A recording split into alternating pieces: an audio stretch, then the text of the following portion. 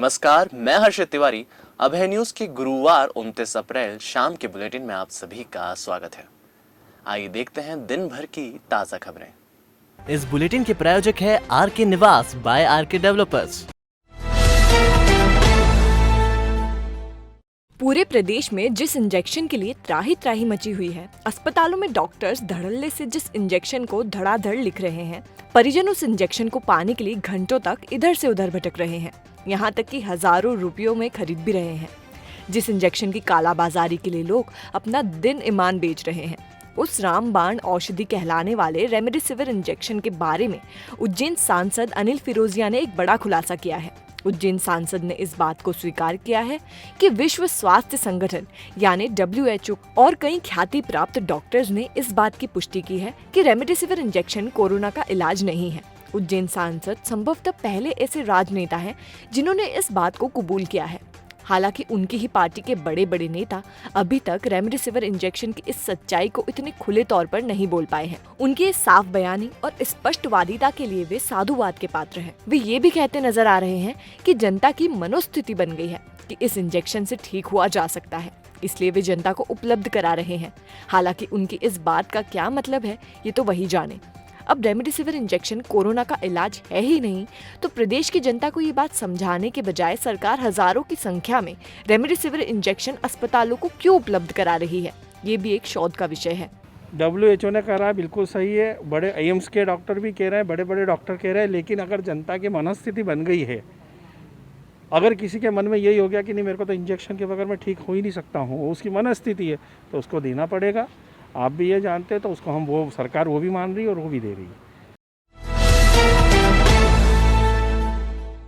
जिले में बढ़ते कोरोना संक्रमण और लगातार अस्पतालों में ऑक्सीजन की कमी को देखते हुए जिला प्रशासन अब प्रत्येक कोविड सेंटर में ऑक्सीजन प्लांट लगाने की कवायद में जुट गया है।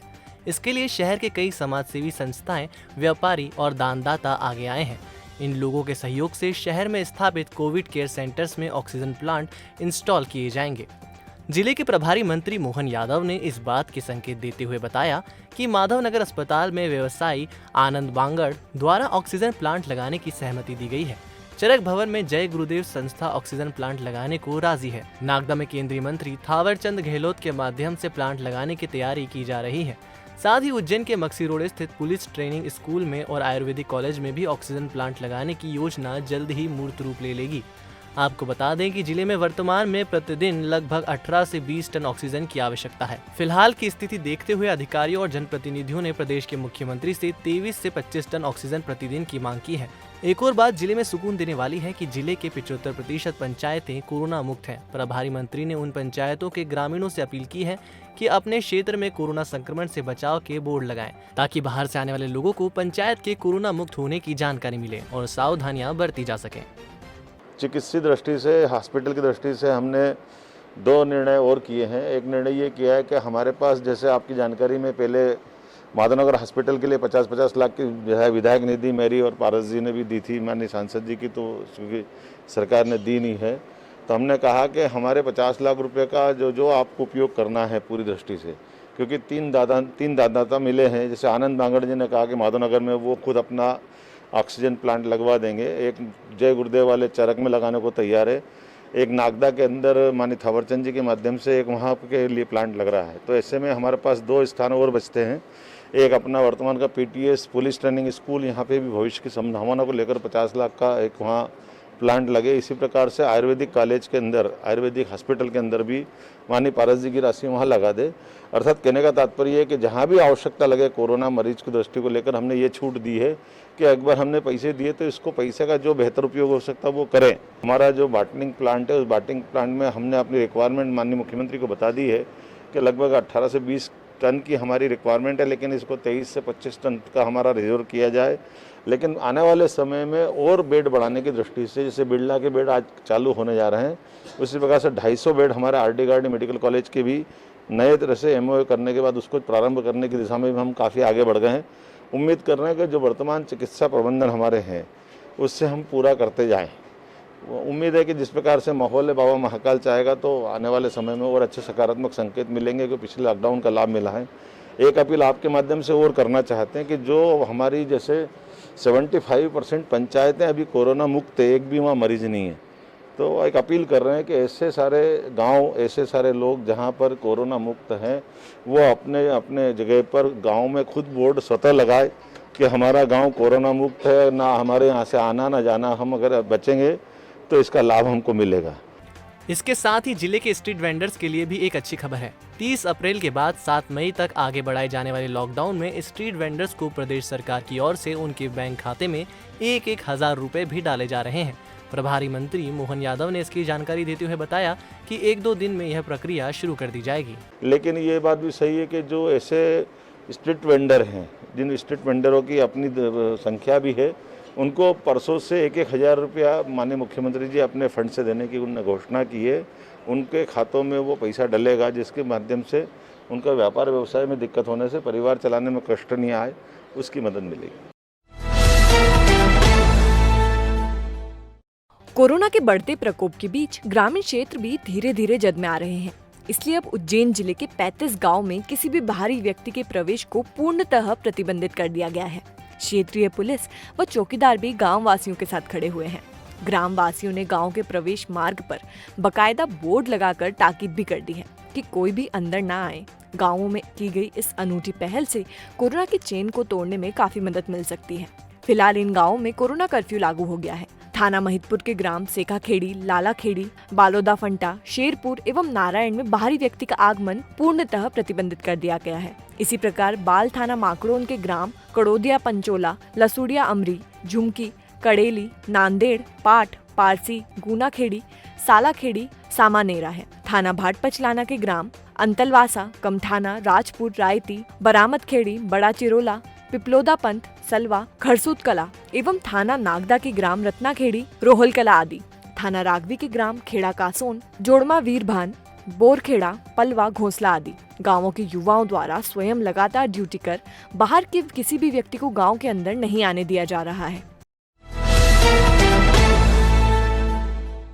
जिले में लगातार ऑक्सीजन की कमी से मरीजों की मौत होने के मामले सामने आ रहे हैं। कहीं ऑक्सीजन की कमी है तो कहीं ऑक्सीजन खत्म होने से मौत के आंकड़े भी बढ़ रहे हैं।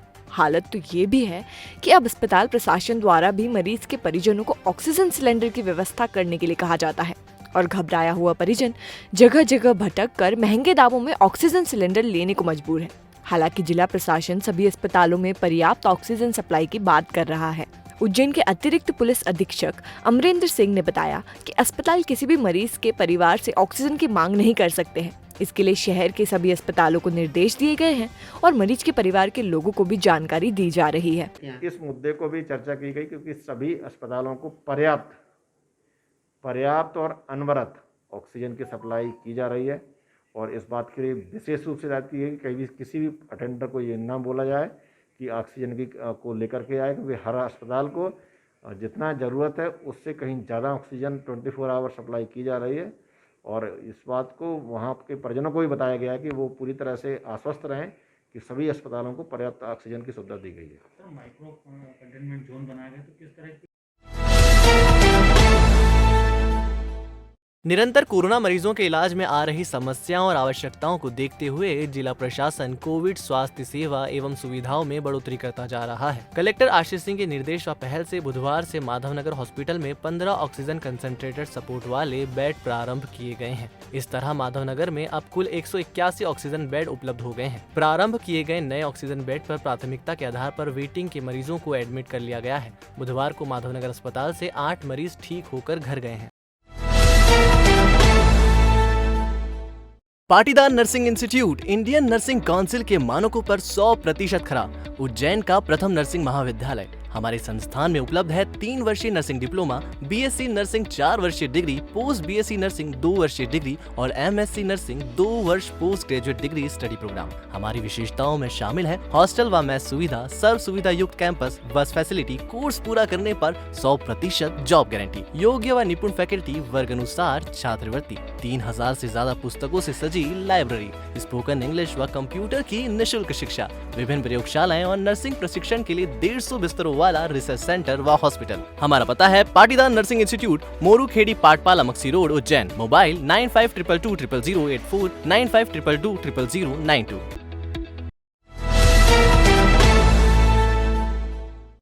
बड़नगर इंगोरिया चौपाटी नागदा रोड पर अचानक संतुलन बिगड़ जाने की वजह से सोनू पिता बुद्धा की मौत हो गई है। दरअसल सोनू गांव की तरफ से इंगोरिया चौपाटी पर आ रहा था, तभी इंगोरिया प्राथमिक स्वास्थ्य केंद्र के पास सोनू का संतुलन बिगड़ गया और वो स्कूटी पर से उछलकर दूसरी बाइक से टकरा गया, जिसके बाद उसके सिर में गंभीर चोटें आईं। प्राथमिक उपचार के बाद उसे उज्जैन रेफर किया गया था, जहां इलाज के दौरान उसकी मृत्यु हो गई। पुलिस ने बताया कि पीएम रिपोर्ट प्राप्त होने के बाद ही आगे की कार्रवाई की जाएगी। बताया जा रहा है कि युवक इंगोरिया चौपाटी पर ही निजी होटल में कर्मचारी था और कुछ महीने पहले ही युवक की शादी हुई थी। खाचरोद में आ रही प्रशासनिक लापरवाहियों की सुध लेने आखिरकार कलेक्टर आशीष सिंह को खाचरोद आना ही पड़ा। कलेक्टर आशीष सिंह के दौरे के दौरान एसपी सत्येंद्र शुक्ल की मौजूदगी में सोशल डिस्टेंसिंग की धज्जियां साफ उड़ती दिखाई दी। संक्रमितों के इलाज की सुविधा कोविड केयर सेंटर सिविल अस्पताल खाचरोद में शुरू करने की बात उन्होंने अभय न्यूज से चर्चा में कही। निरीक्षण के दौरान पूर्व विधायक दिलीप शेखावत सहित भाजपा कार्यकर्ता उपस्थित रहे। विधायक निधि से सिर्फ 10 लाख रुपए शासकीय अस्पताल खाचरोद को मिले हैं। उससे अभी तक प्रशासन ने 15 दिन बीत जाने के बाद क्या उपकरण खरीदे हैं और आगामी क्या रणनीति है प्रशासन की?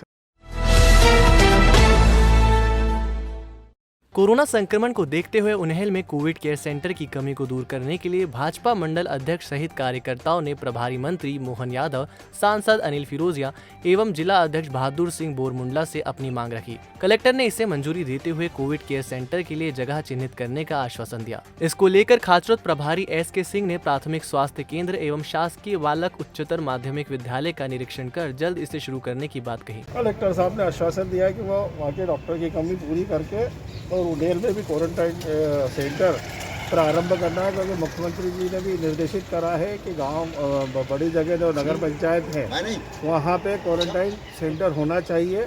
तो हम ये बहुत जल्दी क्वारंटाइन सेंटर उन्हेल में बनाने का काम कर रहे हैं, ताकि लोगों को यहाँ उज्जैन ना आना पड़े। जिनके घर में कोई पॉजिटिव हो, छोटे छोटे घर है, वो वहाँ जाके रहे और क्वारंटाइन होकर स्वस्थ होकर अपने घर जाए। अभी जो पास में एक और बिल्डिंग है जिसमें एक लंबा कॉरिडोर है और एक वहाँ पे डॉक्टर ड्यूटी रूम जैसा एक रूम है, तो वहाँ पे अभी कोविड का टीकाकरण होता है। लेकिन बाहर निकलते ही मैंने देखा कि पास में एक उच्चतर माध्यमिक विद्यालय है, तो कोविड का टीकाकरण के लिए उस विद्यालय का उपयोग किया जा सकता है। तो वो हमको एक और स्पेस 5 बिस्तर के लिए मिल जाएगी।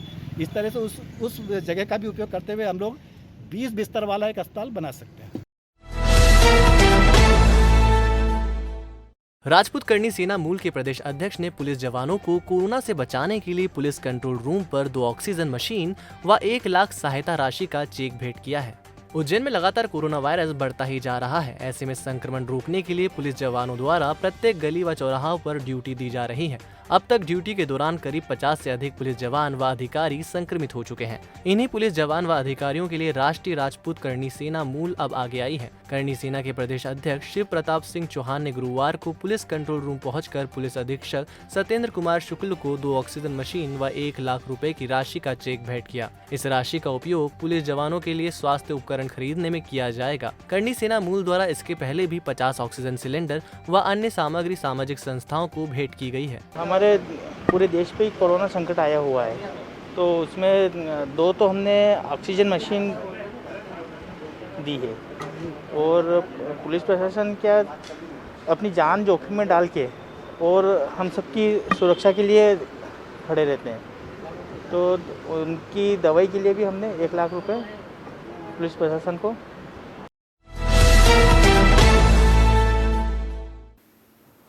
तो आपने देखा हमारा बुलेटिन। आपको हमारा बुलेटिन कैसा लगा, इसका फीडबैक कमेंट सेक्शन में ज़रूर दीजिएगा। कल फिर मिलेंगे नए बुलेटिन के साथ। नमस्कार।